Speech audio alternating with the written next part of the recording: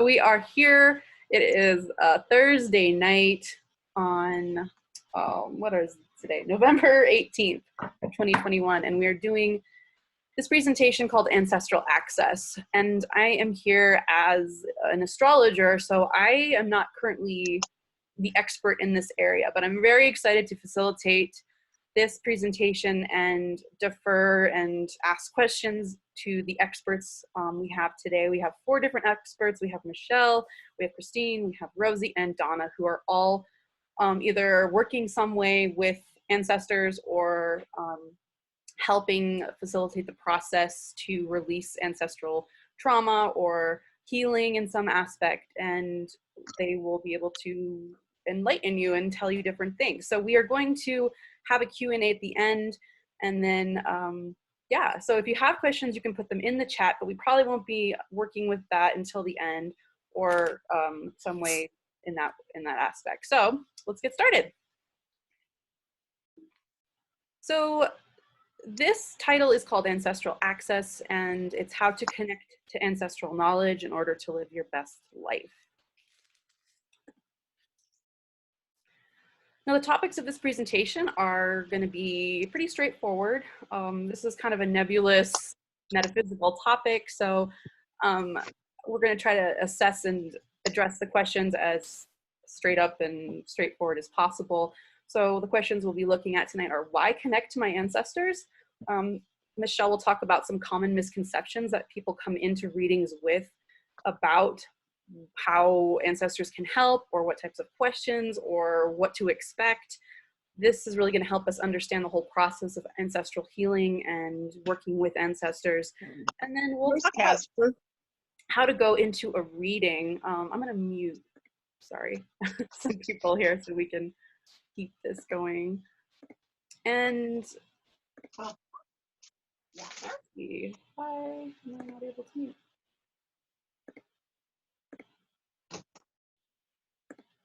Sorry, guys.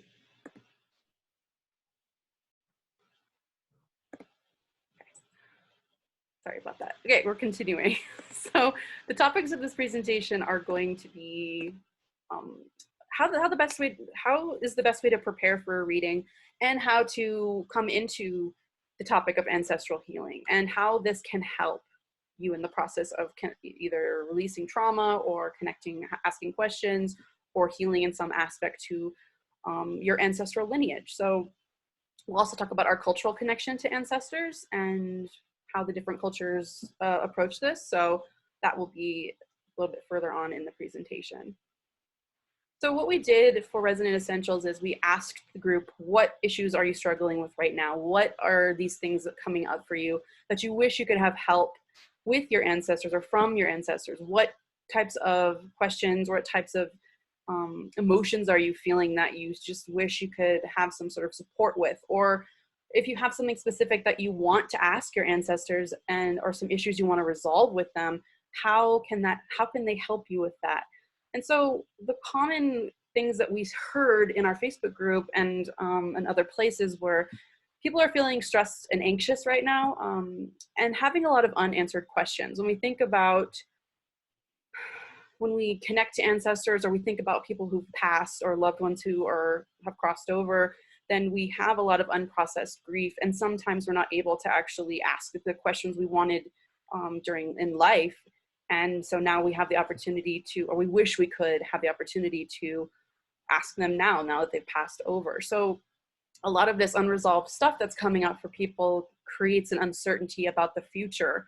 And a lot of people feel like they can't move on unless they have this trauma resolved, or these questions asked, and you know, dealing with specific issues in their lives. So there's a lot of that sort of anxious, stressful energy, and that can create a lot of feeling lost, like you don't know what the right pathway forward is. And connecting to your ancestors can actually help with that. So let's let an expert speak, since I'm as eager to learn about this as I'm sure everybody else is. What is Ancestral Access? So Michelle is the owner of Resonant Essentials. She's also a medium, spiritual counselor. She's had many years of experience doing this.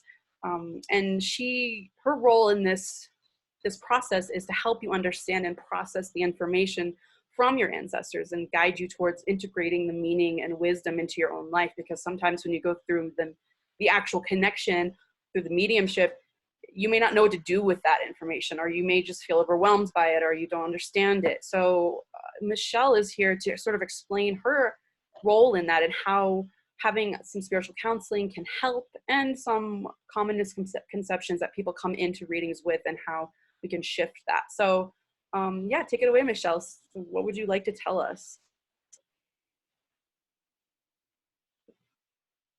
Oh, did I mute you? Yeah, I'll unmute her. Oh, hold on. Okay, so not only am I a spiritual counselor, but I am a minister, and I'm also well-versed and a grief recovery specialist. So this is kind of my shtick for people, really trying to help them understand that when someone passes away, there's going to be some unresolved questions, unresolved issues. Sometimes we feel guilty, and we really don't need to, because from a spiritual point of view, we've all come into this world with our expectations, but we shouldn't feel guilty if we didn't see them the last time that we had a chance to, or we got in an argument, because this is all part of the whole experience of the earth plane. So my role is to, once you talk to a medium such as Donna or Rosie, my role is to help you make more sense of your feelings after you make those connections and what can be done, because there's some processes for healing that you can take on, that you can do after you have your questions resolved to the best of your ability. You might still have some leftover feelings. So that's what I do. And one of the hardest things about that, I think, is that we have our mortal ideas, and we think that once they get over on the other side, that they're miraculously in the know. So they're not going to be telling you, oh, I have wings and I'm flying around. They're over there just like they were here, to that same vibration. So understanding and not having really big, high ideas about having this miracle happen actually opens the door for the miracle to happen. That's great. And I know that you have some experience, you know, as a medium and a spiritual counselor, and connecting people to their ancestors. So do you find that sometimes people come in with a negative mindset, or they're feeling overwhelmed, or they're so fixed on finding a specific answer to a question that it sort of you know, blocks part of the reading? Or what are some things that people come into that is a common like misconception? What do they think is going to happen that doesn't happen, or that you can help them? Well, they think they're going to get apologies. They're often looking for an apology, or they want to say they're sorry. So the apology thing is a real big situation that they're trying to resolve. And I try to let people know, if they weren't able to see possible wrongdoings before they left, chances are right after they pass over, they're not going to have those wrongdoings done. Sometimes the answer for what happened between you lies even into the deeper, you know, the further back ancestors. So it's not so much just the one that passed away last year, but you might be getting answers from great-great-grandparents because of family dynamics. These are questions that people have, like, why were you always drinking? Well, that could be answered by a ancestor from, you know, 1725, and he was a Civil War. Well, I guess I'd have to go further up. Anyway, you know, you get the idea. The whole concept is that they have an idea why was this person drinking, and that person doesn't have the answer as much as somebody else might. So we have to be really open to the ancestors that are going to give us the information. It's not going to always come from just the one you want it to. So you're saying that, you know, there's thousands of ancestors out there that, you know, are part of your lineage, and you may just be fixated on one person or whatever connection you had to them in life, and there could be a totally different answer that is beyond what you're looking for specifically, and just being open to that is helpful. Yes, because you know, it's when we limit ourselves, we stay in a box. When you open up the box and you allow the information to come to you, that's what you're looking for, is the healing. You're not looking for somebody in particular to do it. You know, that's where you want to go. You want to be open to the actual healing experience.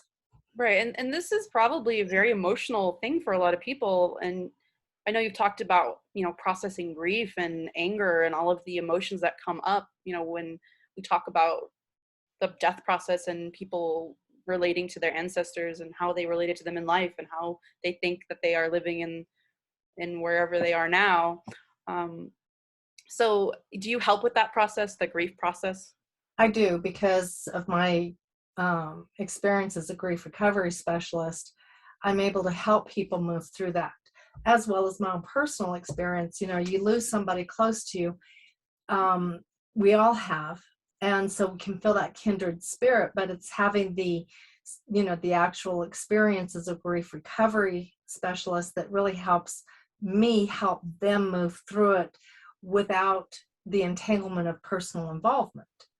Right. And a lot of people talk about, you know, feeling, you know, this ancestral lineage of trauma or grief or anger, and they don't even know, you know, where it comes from. They just feel it somehow, that they're part of it, or like a link in the chain. So you can help people, you know, sort of process that, and sometimes answers will come through. Yeah, we go through, it's what I do is a partial reading as well as the counseling aspect. So we use the counseling, but we also go in through spirit, and I work with my team to help move things through a little easier. Okay. Well, this is kind of leads into the next sort of question I think many people would love to have the answers to, and is how I can prepare for the best experience. Because you know, we don't want to go into this and not get something out of it, or not feel like that we've achieved something, or feel satisfied with the experience. So what I'm hearing is that if you allow yourself to be open to any answers coming from multiple different ancestors, or not expecting a specific answer from a specific person. So being open to that, releasing anger and fear. And I'm sure a lot of this comes through the spiritual counseling and through the actual mediumship, the reading. You know, you're going to be processing all of these things as it's happening. So be open to that and think about what could happen, maybe, instead of what you think should happen. Because this is, you know, this is metaphysics, right? Where there's possibilities everywhere and things are coming in, and you know, it's all part of the experience. So the second thing I was going to say is respecting your ancestors and thinking of them not as something you're just trying to get an answer from, you know, or they owe you something, or, you know, that since they're gone, now you have whatever you wanted, license to do whatever you want or get all the things you need from them. Obviously, I want to be sensitive here, because sometimes we've had traumatic relationships with our ancestors, and I don't want to put anyone in the position like you should be respecting someone who has caused trauma in your life, but respecting the process that these people were human at one point, and they, whatever relationship you had with them, you're still able to, you know, work with that in some way, and respecting the process to do that. And the third one is acceptance. So knowing that you're on the right path when you're going through this, and then the ancestors will give you guidance as best that they can, and sort of accepting that you can get something out of it no matter what answers you get. So if anyone wants to jump in here and say anything, or I can continue going, that's fine too. All right. So what are the possibilities of this? So we've gone through all of the, you know, where people would come into it with their mindset, and how they start feeling. They're confused. Sometimes you feel lost. Sometimes you're feeling grief and anger and trauma. What if you could heal and find guidance on those past issues the stuff that you thought you couldn't resolve because the person has passed, or because you feel connected to a family lineage where there is some type of trauma that's continuing. So what if you could heal from that and then set yourself up for the best future? Just because sometimes we feel held back by the past, like we don't feel like we can move on from that. So having a positive outlook on the future and working through this process and having some excitement about learning and understanding the messages your ancestors have for you. And that can create a whole world of possibilities for you, and how you can, live your best life, live your most positive and informed and aware life in the future.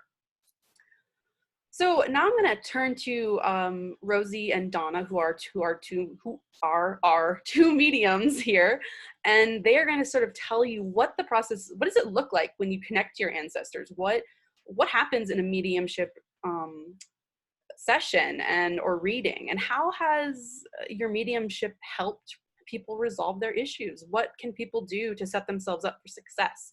So, Rosie, did you want to go first, or did you want to go, Donna? Whoever. Donna, you go first. Let's go in alphabetical order. Okay. One of the biggest things that I see or come into my awareness is that we have a lot of guilt when somebody crosses over, and it goes back to, did we argue? Did I do the right thing? And a lot of times it's just about their services, their final services, that I didn't get to do what they wanted, this didn't happen. And so we just have a lot of questions. Are they happy? Are they at peace? Are they still in pain? And the big thing too is when they are unexpectedly taken, when, a car accident or something like that, there's a lot of unresolved emotions and issues and questions on how they could have done something different or better. There's so much guilt, and having a reading sometimes helps us understand how to let go of all of that overthinking and that worry and all the stress that comes with it. Rosie, do you have anything to add? Well, I'm going to say ditto to that. When you were talking about that, I was thinking of a specific situation where somebody contacted me because they were having a really, really rough time. One of their relatives was having a really, really rough time with the death of someone that they thought was suicide. But it wasn't a suicide. It turned out to be an accident. So there was a huge amount of guilt associated with it. And then with the reading, it turned out that it was not planned. It was a total accident. And the person that came through was very apologetic for leaving the way they left, leaving everybody worried and feeling guilty that perhaps they had played some role in this person's emotional and mental state, and that they took their own lives because of that. So yeah, the guilt is huge. Guilt and sense of loss, big time sense of loss.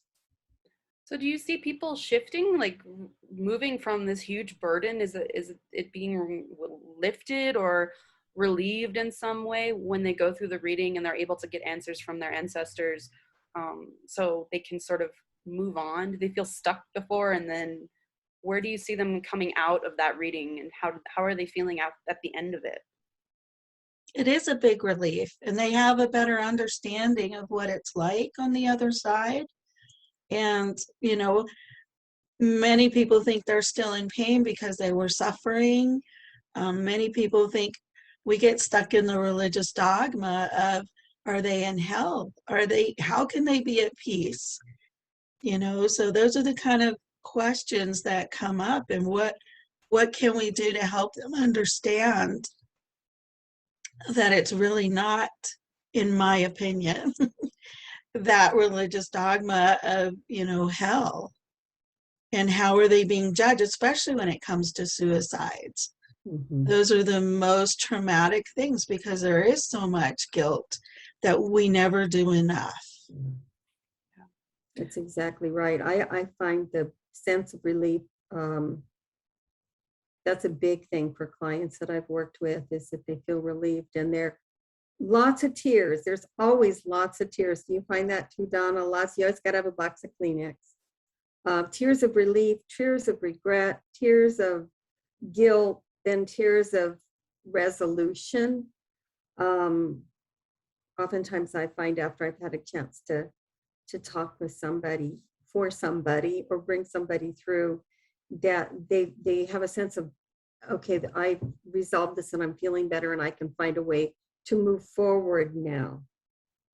With a little hope, I think it With gives a them. little hope. Yeah, hope is a big deal. Yeah. I mean, that's amazing. I mean, hope is such an important thing. And I know when we are just drowning in guilt and we're drowning in worry and anger and grief, then it's almost impossible to see that hope. So, you know, going through the process, connecting with your ancestors, working with the medium can really move you from that darkness, that dark place, into a place where you can see a future with a little bit of hope. So I wanted to sort of address this, like, because we have this issue sometimes in our, you know, mainstream American society on how we treat ancestors, and how, because we're not versed in this in some way, we need a little extra help to get to connect or to understand the process, because we don't really have a traditional you know, process of ushering them to the other side. How do we help them? How do we respect them in that death process? We don't really have any sort of guidance in mainstream American culture to do that. And of course, there are different cultures that do have connections to this. So, you know, working and understanding those other cultures can help. So how do we respect our ancestors? Sometimes we don't feel like we have guidance on that, on how to honor the dead. And we have a lack of spiritual knowledge on this, because metaphysics and mediumship, I mean, they're still kind of the woo-woo fringe society. People don't really give it the respect that it deserves. And we don't really understand, we don't have the language to deal with that. We don't really know where to go with it, at least on our own. And then this no passing down of the lineage, like sometimes it feels like a severing after death. We don't know how we're all connected, where do we go, what has been passed down to me, how are we all connected past death and, you know, through life. So I know Rosie has a story about her own experience and looking at another culture and how they treat ancestors. So if you wanted to share that, that would be great, Rosie. Sure. I've been very, very fortunate. I've had the opportunity to live overseas for a decade and travel a lot and get exposed to a lot of different cultures. And I was always amazed at how death was dealt with, because it's very different in just about every other culture from mainstream Americans, because we are afraid of death as a general rule. We don't want to think about it. We don't want to talk about it. We don't want to address it. I'm dealing with a situation right now where somebody I know hasn't prepared anything, and we're in a real rough situation because there's no guidance from this person how they want to deal with things, and the health is failing.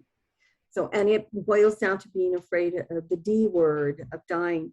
So, but I lived in Japan for a couple of years, and they have a beautiful celebration every year called Obon, O-B-O-N, and it's their culture is built a lot over their religious beliefs is built around ancestor worship.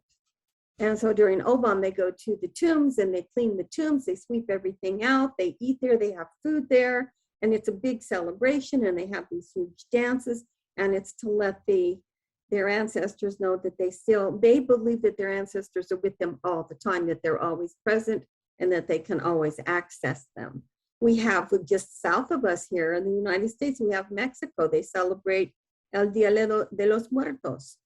And that's another thing where the death is celebrated. They have picnics at the grave sites, and there's big festivals, and they make the beautiful hand-painted sugar calaveras, the skulls, and it's a big deal. If you get a chance, watch the animated movie Coco. It'll explain it a little bit better. Same thing in Australia. The Aboriginal people there believe that they're always connected to their lineage, and they do it regularly through their dream time experiences. So it's just a matter of point of view and how you're reared. And in the cultures that I had the opportunity to experience when I lived and worked overseas, death is a part of life, it's part of the cycle, and it was accepted, and there were traditions and ways of dealing with it. And because we're such a mishmash melting pot and have all different kinds of cultures that have come together, we don't have, unless you maintain your own culture as a family and your heritage, your background, if you just sort of part of the whole melting pot, we don't, as a general rule, like to even talk about death. Right. Much less celebrate those who have gone on and call them back in. And Halloween's probably the closest we get to that. Right. No, you're very correct about this, like almost illiteracy we have about death and the process, and respecting ancestors. And yeah, basically we don't want like talking about it. We're afraid of it, and just like you said, so it's difficult to know how to really honor the dead, how to really respect your ancestors and be part of that cultural or the lack of culture that mainstream Americans don't have. So luckily we have support, right? Because Resonant Essentials is focused on helping people work through this process, helping people connect, helping people understand their ancestors, helping people heal from ancestral pain and understand their lineage. So I feel very, very grateful and very, very honored to be part of it, and hearing everybody's story and how they've helped people through the different sessions. And the thing is, since we are in this situation where many of us don't understand and wonder how we can actually make ourselves more literate about ancestors, we don't have to grasp at straws, because everyone's out there on the internet Googling 1,000 things. Like, I don't know how to resolve this pain I have. I don't know how to understand where all of this cultural trauma comes from.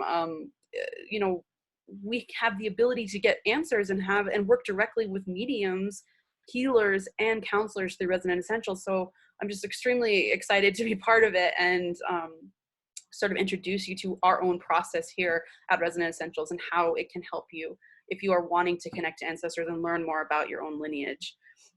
So I've created this 3 steps to achieving success for the path to healing. The first is through spirit, which is the actual connection through guidance or through the mediumship, and asking your ancestors for advice, asking for guidance, specific questions, or just being open to whatever they have to say. And then the second step is the mind step. So once you have that experience where you are able to connect to your ancestors, how do you process that? Sometimes we get answers and we don't know what to do with them, or it brings something up in us that we didn't expect, or, oh my gosh, something totally opened up my mind and I don't even know what to do with that. Where do I go from here? So processing that information and letting your mind wrap itself around it is the next step in finding insight with your spiritual counselor. And then, of course, we have this amazing third step, which we haven't even talked about yet, which is through the body, releasing trauma and understanding healing through your body, because that's how it comes up, right? We may have emotions and we may have mental experiences of pain and issues, but we also feel it in our bodies as well. So we have a third step where you can release some of that baggage through sound healing, actually. So this is where Christine comes in and tells us what is sound healing, because I don't even really know what it is, and I'm really excited to hear her tell us. So how can sound healing help with ancestral issues and support the process of healing from any sort of lingering effects of your ancestral lineage? So go right ahead, Christine. Okay. So basically my work is called emotional frequency sound healing. I work mainly with tuning forks, and they look like this. Some are just to create sound frequencies, and some are used to be actually placed on the body.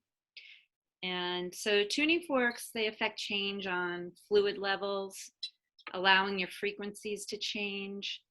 They remove disharmony and tension.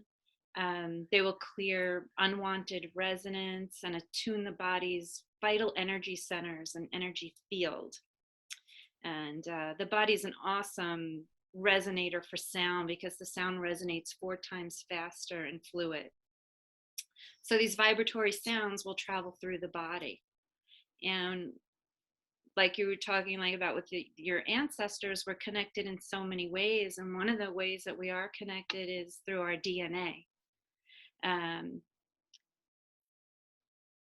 Every emotion we feel has a specific frequency, and the tuning forks help heal on physical, emotional, psychological, spiritual, and DNA level. So I use the DNA repair tuning fork for ancestral work. And it produces actually the same frequency used by genetic engineers to repair the DNA. And the DNA frequency will help open your heart, prompt peace, and hasten healing. And I work with your biofield, which is the field of electromagnetic energy that surrounds and interpenetrates the human body. And just simply by using a tuning fork in the biofield, the body does an amazing thing. It uses the coherent input of sound to hear itself and tune itself back to our factory settings, so to speak.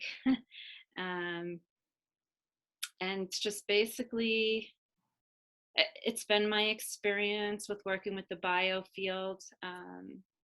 I will actually hear anxiety through very high-pitched frequencies, and I can hear heavy depression through very low frequencies, and they usually will be on a specific side of the body, which I'm still figuring out. Sometimes it's the maternal, sometimes it's the father's side. It's very interesting. Wow, that's amazing. I never even thought about the DNA level. I mean, literally, that's what our ancestors are, isn't our Exactly. our We're DNA. we're still carrying their stuff around. Yeah, we That literally is are physically. really interesting. Really Yeah. interesting. Thank you for sharing that. Yeah, and you can experience a shift, a release, an emotional breakthrough. You'll feel lighter, clearer. It's the body is an amazing tool. Right. We don't even think about all these invisible things happening with our body, you know, with vibrations and frequencies, but it's happening. Every cell is bouncing off and every molecule is creating some type of frequency, you know, Absolutely. if you can't 100%. see it or hear it. So it's amazing that you're able to sort of tap into that, into people's bodies, and you can actually hear anxiety or you can hear depression. That's amazing. So it's incredible. It's, yeah, the more I do it, the more I learn about it and discover new things with each person, really, that I work with. well, obviously, these are things people are dealing with, and especially in relation to ancestors or people who've passed on recently, or even unknown issues that they don't have words for. They feel something, you know, as part of an ancestral lineage, and they don't understand it, but they can feel it somewhere in their body. So, Right. Yeah, that's almost like the beauty of it. Like, you don't have to understand it, but you can feel the shift. right. And it's like, oh, okay. I'm like getting goosebumps. So that's awesome. So thank you. And this kind of leads into this, right? Ancestral wisdom really is in you. If your DNA is part of your ancestors, that's where it came from. The vibrations you're feeling, the emotions you're feeling, the connection you're feeling, and the things they have passed down to you. It is in you, your actual body, your physical, your mental, your emotional, spiritual state. That ancestral wisdom is there that you can access. So here's some things that, you know, you really can achieve after you go through an ancestral access process. So freedom from uncertainty, you know, finding clarity about and releasing the weight of doubt. We talked about that with Rosie and Donna, about that weight that's lifted when you stop, you know, the wheels in your head from spinning. What could I have done, or what did I not do, or what did they not do, or what could have happened? You know, releasing that doubt, releasing the weight of that it'd be an incredible achievement and help you move forward in your life. And then this post-death closure, which is related to that, you know, resolving issues you didn't have to have a chance to confront before. you know, as much as we would love to air every grievance or, you know, get every answer, or ask any question we want to our ancestors or to our loved ones, sometimes we don't get the chance to do that. I mean, life is short. So having post-death closure, that's an incredible gift. That's an incredible way we can resolve issues and still have a relationship with the people who have passed as part of who we are. So resolving negative emotion, that also ties into it. A lot of baggage happens when somebody passes. A lot of things come up that we didn't realize, that, oh, you know, this lingering feeling that we really, really want to move beyond. But since the person has passed, we feel like we can't. There's no way to have any sort of closure or any sort of answers to that. So moving beyond limitations of these negative emotions is an incredible gift as well. Having spiritual support and guidance, we don't really have that in mainstream society. We don't have someone we can turn to who will help us work through these things. There's no language for that. So working through ancestral trauma with the experts is an incredible thing that we can do through this ancestral access process. And then this is one for me because, you know, opening a portal to your family lineage, some of us, you know, don't have any beef with our ancestors because we don't have this huge connection with them. I would love to learn about my ancestors. I would love to know about who they are and what their lives were like, and how they are connected to me, and how I can honor them, and how I can, you know, create a better future for my own kids. You know, what kind of good ancestor can I be for my future and for the future of my ancestral lineage? So, you know, kickstarting that, like that whole process is very exciting, and creating this legacy that you want to leave behind, that can be part of this process as well. And of course, which is the obvious one, receiving answers. We don't get to have all the questions answered that we want sometimes. And when you are connected with a medium, you can actually receive answers from people who have passed, or from your ancestors who may have some type of advice to give you. So those are the big ones that you can achieve through all of this. And I think they're pretty priceless, honestly. These are huge things you can get. So what happens when you want to if you want to take part of this access, you can actually work with people at Resonant Essentials. We have something called the Transformational Package, Ancestral Access. And like I said, it was a 3-step process where you book a mediumship reading with Donna or Rosie. So that's the first step. You connect with your ancestors. The second step is to clarify what you're getting, what all of the information is that's coming through. And Michelle is there to work through that with you. And you can tell, obviously, Michelle has experience in grief counseling. She has experience in mediumship and spiritual counseling. And she's also an ordained minister. So that's a huge amount of know-how that will help you clarify what these messages mean for you. And then calm is what Christine is going to help you get through. She's going to help you work through your body and understand these vibrations, and relieving some of that stress, relieving some of the anxiety, some of the baggage that comes along with working through the death process, also working with your ancestors. So the link is at the bottom. If anyone wants to put that in the chat, that way you can go check it out, because you can see exactly what comes with the package, and see if it's something that you're interested in. They also give you these awesome bonuses with the package. So ancestral gratitude. And if whoever wants to jump in here and tell us what that actually is, candle, incense, and prayers. If you guys have a specific ritual you guys do, I would love you to hear about it. I don't know who wants to tell us about that, but. I'll jump in here. What we wanted to do is that there's so much when we're working with this package. All of us got together and we said, you know, there's sometimes you're left feeling incomplete, okay? And so the candle, incense, and prayers, when we teach you how to give a prayer of thanks, a daily ritual, sometimes this helps you move through the stepping process. So we provide that. You get a bonus 15-minute spiritual consult with me, because you walk away sometimes and no matter how good you feel after the readings or the counselings, you might think of 15 more questions that you want answers to, or some things that you want to resolve. So we thought the questions, the 15-minute spiritual consult, we wanted to give more value to it because we don't want anybody left feeling incomplete.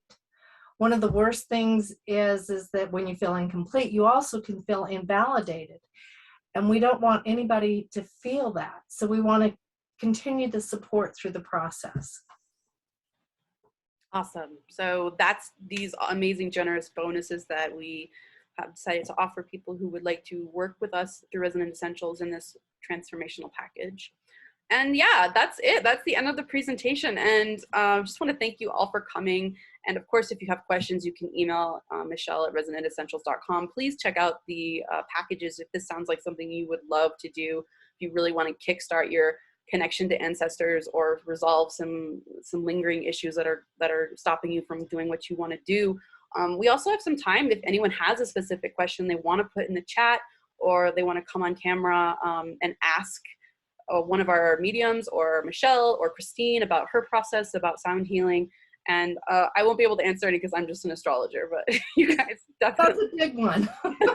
This is not my area. You're not just an astrologer, you just did a fabulous job as a facilitator. Oh, well, thank you. I appreciate it. An amazing host. Yes, you're an amazing host. I did put the resonantessentials.com/packages in the chat for anybody who wants it. Great. Thank you so much. So if Gotcha. there are any questions, please, you can unmute Yeah. yourself. Go Can you ahead. hear me? Yeah. Okay.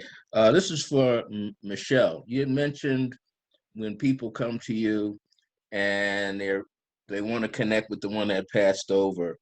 And you mentioned something that was very important because I spoke to someone today and I just wanted to see if I had it right. They wanted to know the person that passed over, are they still learning? Are they still carrying things from this side of the veil into the other veil? And do they ever, I know for me on some level, I feel them, how can I say it? I'll use the word graduate. After years and years, I could feel myself graduated and I could feel themselves graduate or move to a higher realm of consciousness. Is that what happens? We continually work at spiritually unfolding. So even though we're here on the earth plane and it seems like, oh golly gee whiz, somebody's got a bug, I think, on their camera. Anyway, I see this bug running across the screen. Sorry, guys. Even though somebody passes away, they may be very given to misogyny, dogma, control, greed, narcissism.